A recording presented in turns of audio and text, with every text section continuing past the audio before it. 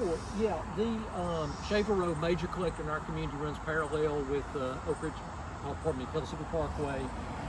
Posted speed limit 30 miles an hour. Obviously, like a lot of our roadways, you know, that typically people, especially this one's a little wider than some of ours, so you do get a little higher speeds in spots.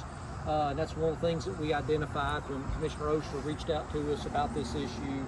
And so what we did originally, we have a hard time adjusting people's driving patterns. You know, that's hard for us to do. Road like this is not eligible for speed humps because it does serve as a connective route. So, you know, you don't want ambulances and fire trucks having to go across those.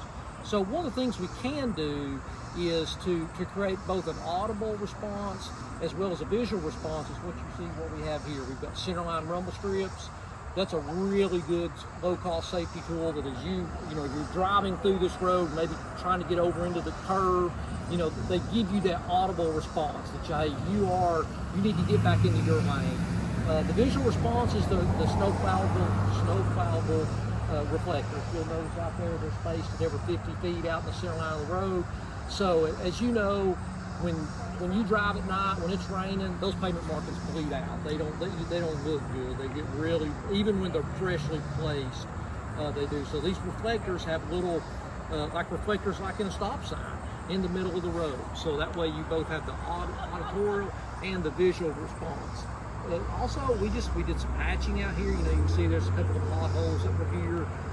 We also we added some signs, some warning signs, added some additional speed limit signs, as well as just mowed out some of the corridor. You can see it's pretty heavily vegetated because the right-of-way of Mississippi is adjoining it.